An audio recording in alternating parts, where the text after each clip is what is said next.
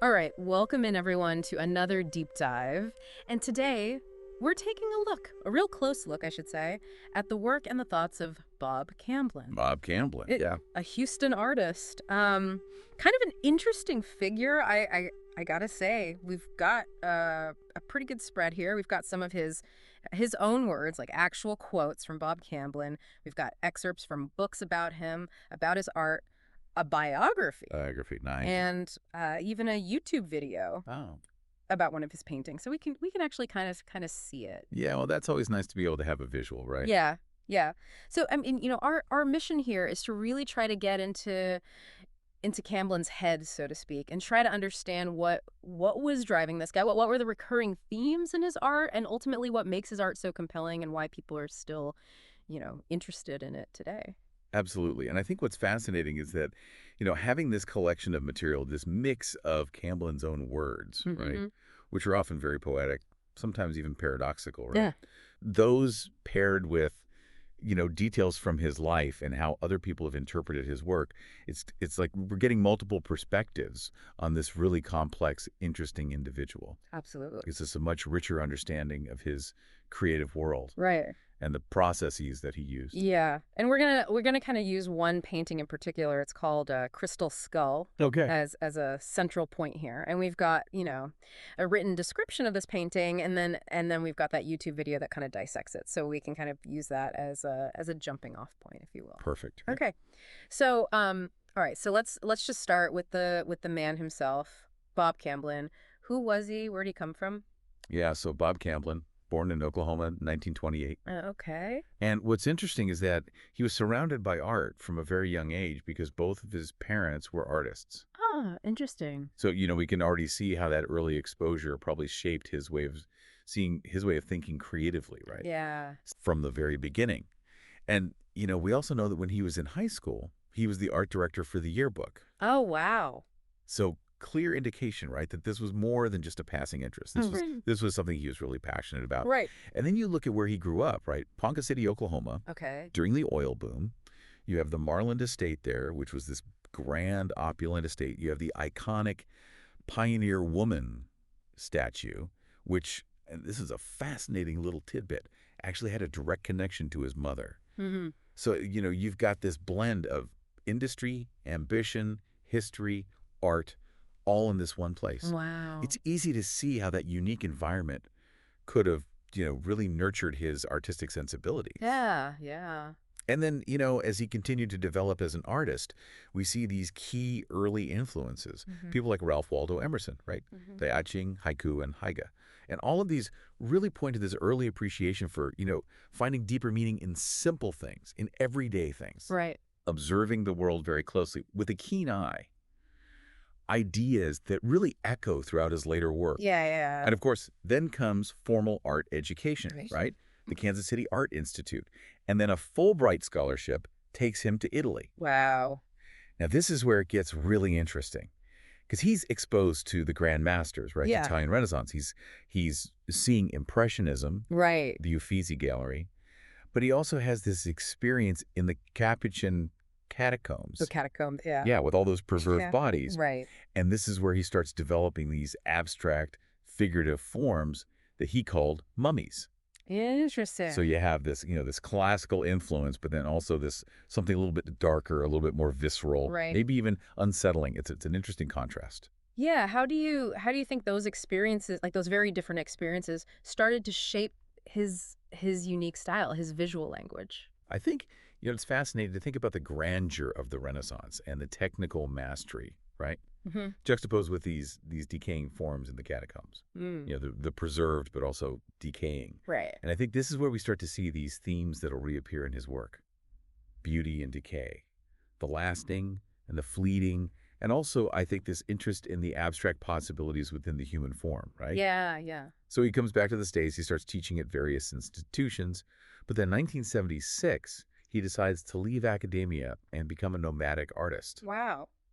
And I think that really speaks volumes about his dedication to his art. Yeah.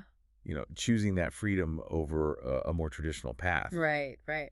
And he starts traveling. He's drawing inspiration from all these different cultures, different landscapes. And this really adds to his visual vocabulary Yeah. and the themes that he explores. Yeah, and we see his style evolving too. He starts with abstract impressionism, which, you mentioned earlier, maybe that's a bridge between those classical influences and his later more abstract work. Yeah, exactly. And then in the 80s, he develops Musha Volantes with Nancy Giordano. And those are those optical illusions created with dots and dashes. Yeah. So it shows this willingness to experiment with how we perceive things, to Right. really play with perception. Absolutely. For someone who's not familiar with Musha Volantes, can you explain what those look like, what the effect is? Yeah, muchas volantes literally means flying flies. Okay. And what it refers to is it's this illusion of like little specks or lines floating in your vision, Oh, okay. right? And Camblin and Giordano achieved this in their artwork by using, very carefully placed dots and dashes on the canvas. So when you look at it from a certain distance, Right. these dots create these shimmering, almost kind of ethereal patterns. Right, and it really makes you question what you're seeing. Is it real, or is it just your brain making sense of these dots? Yeah, yeah. So it's this really interesting exploration of perception. And he was really big on collaboration too. He formed this group called B&E Productions with Earl Staley and Joe Tate. Yes. And they really emphasized the process of creating art, not just the final product. They even sometimes signed their work anonymous. Anonymous. Right. That's fascinating. Like it's not about them. Exactly. It's about the About the art. Right. Yeah. It's about taking the ego out of it. Right. Which I think is really interesting when you think about how much of the art world is about, the individual artist and their name. Right. And this was a deliberate choice to step back from that. And he also had some pretty strong opinions about how art should be shown, about art exhibits, and that relationship between the artist and the gallery and the public. Yeah, he really believed that the artist should have control over the entire environment of the exhibit. Right. Minimize any outside interference. He wanted people to experience the art directly, not through some curator's interpretation or a gallery's framing of it. Right. Yeah. And sometimes he even refused payment for his work. Really? Yeah, which, that really speaks to his ideals, right? Yeah. This tension between his artistic vision and the commercial aspects of the art world. Right. Well, so we've got, this background on Camblin now, who he was, where he came from, some of his ideas. Now, let's dive into some of the big themes that we see in his work. Okay, yeah. And one of the first ones that jumps out, and it's in some of those quotes that we have, is this idea of paradox and ambiguity. Yeah. His art's not easy to figure out. It's not, you don't look at it and you know exactly what it means. Right. It's like these Zen koans disguised as blueprints. Yeah, that's such a great way to put it. Right. A Zen koan is like a paradoxical statement or question used in Zen Buddhism to is meant to provoke enlightenment. Okay. It's meant to make you think differently. Right. To challenge your usual way of thinking.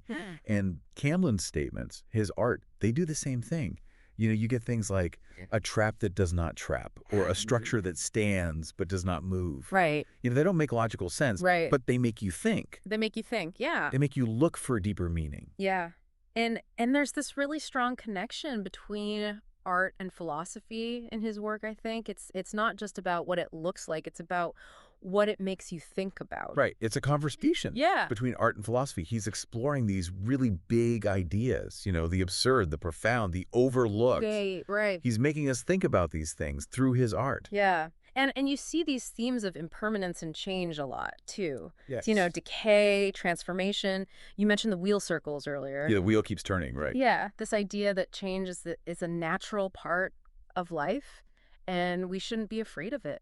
Absolutely. And, when you think about his life, right, he was a nomadic artist. He was constantly on the move, experiencing new things. Right. So this idea of impermanence, of things always changing, it was probably very real to him. Yeah. And then we have that crystal skull painting, Right. which really seems to embody this idea of inner truth and how we perceive the world. Well, has that text on it, can you SIPRU this? Right. It's almost like a challenge to the viewer. Like, can you see beyond the surface? Can you see the truth? Yeah, and it's connected to the I Ching's hexagram 61, inner truth. Okay. So it's really about looking inward, understanding yourself and seeing beyond just appearances. Right.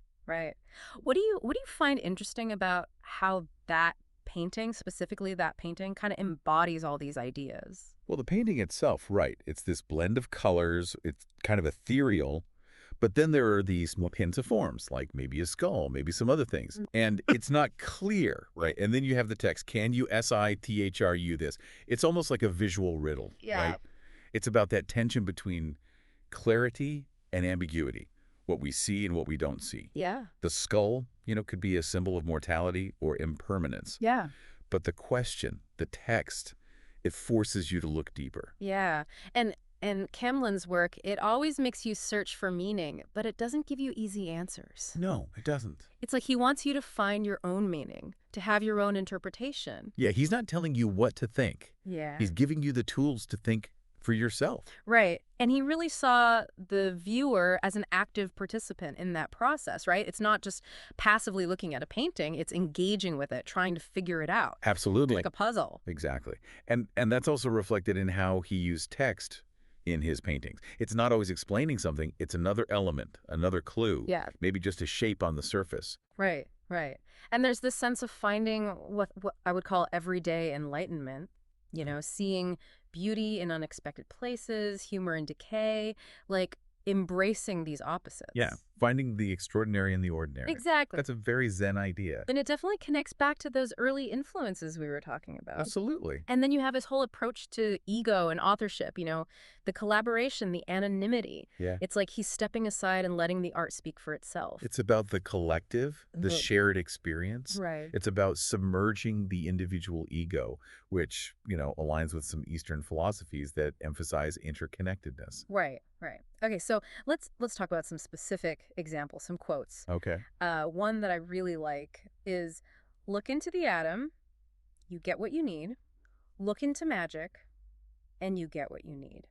Philosophy and art are in both. Yeah, it's like he's saying that both science and magic, both reason and intuition, Right. can lead us to truth. Yeah. That there are multiple paths, Yeah. Yeah. And art and philosophy, they can help us bridge those different ways of understanding. Yeah. And then there are these quotes that are just so human, so relatable.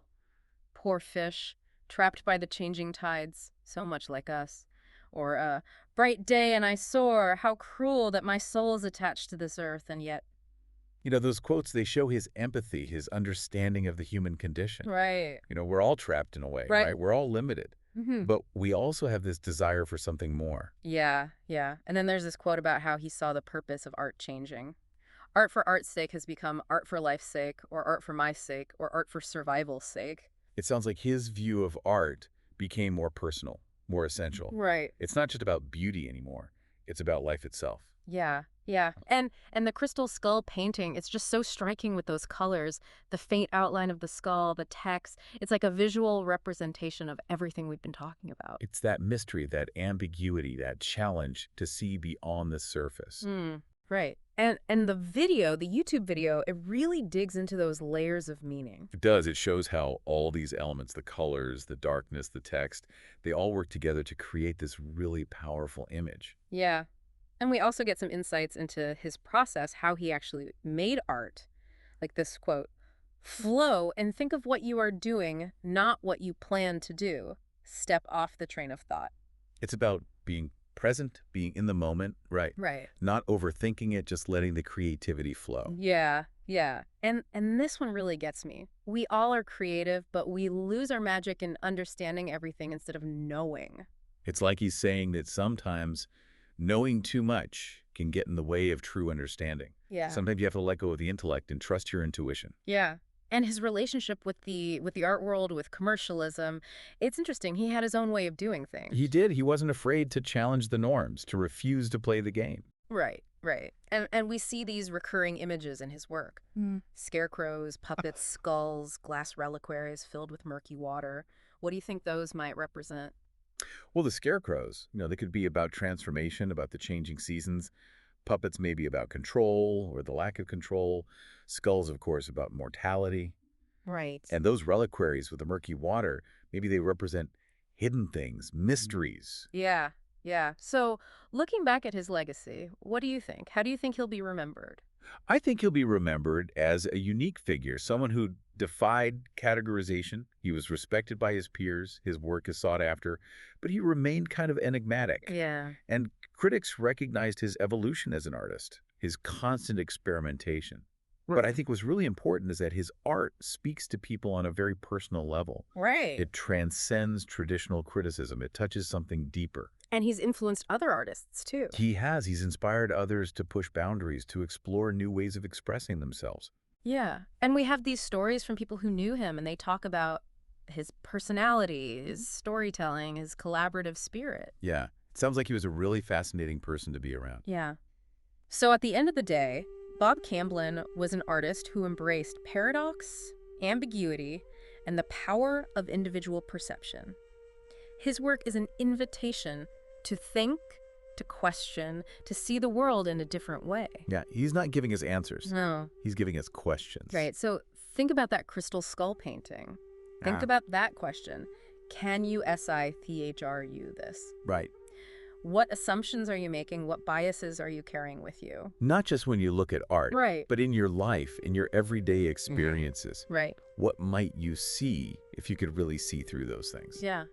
And if you're intrigued by Bob Camblin, go check out his work. You can find images online, in books, Yeah. and maybe do a little reading about Zen Buddhism or the I Ching. Yeah. See where that takes you? That's a good idea. It's a journey worth taking. Absolutely. All right, that's going to do it for this deep dive. Thanks for joining us. We'll see you next time.